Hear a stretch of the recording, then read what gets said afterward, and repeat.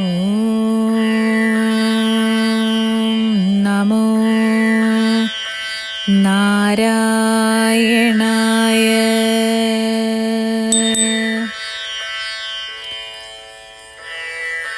നാരായണീയം ദശകം 2 ശ്ലോകം 3.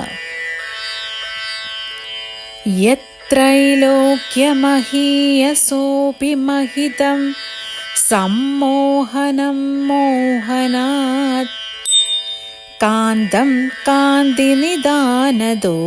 മധുരം മാധുര്യദുര്യാദപി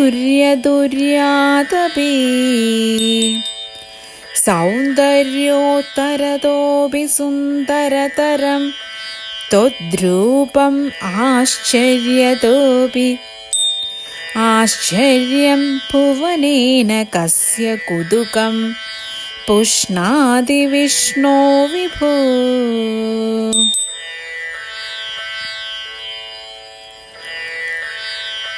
അല്ലയോ ഗുരുവായൂരപ്പ, അങ്ങയുടെ രൂപം ഉത്കൃഷ്ടങ്ങളിൽ വളരെ ഉത്കൃഷ്ടമാണ്.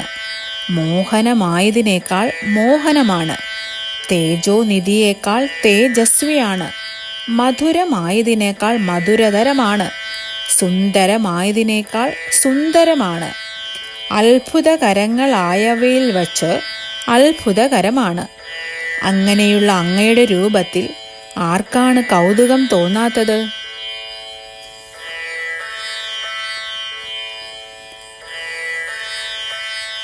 ശ്ലോകം 4.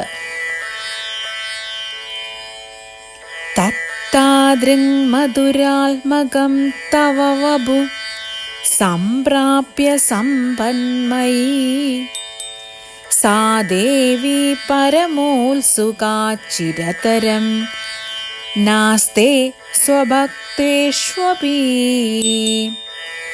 തേനാസ്യാപദ കഷ്ടം അച്യുത വിഭോ ത്വദ്രൂപമാനോജ്ഞക പ്രേമസ്ഥൈര്യമയാത് അചാപലബലാത് ചാപല്യവാർത്തോദഭൂത്.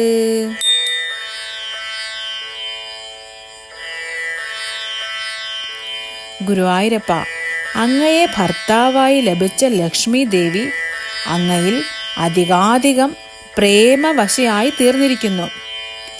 അങ്ങയുടെ സമീപത്തു തന്നെ കഴിയുന്നതിനാൽ ദേവിക്ക് ഭക്തരുടെ അടുക്കൽ അധിക സമയം ഇരിക്കാൻ പോലും സാധിക്കുന്നില്ല.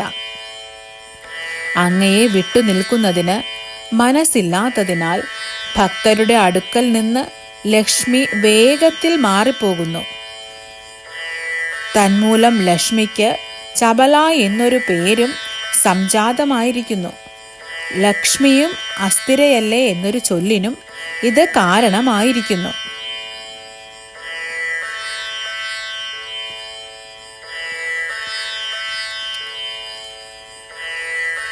ഓം നമോ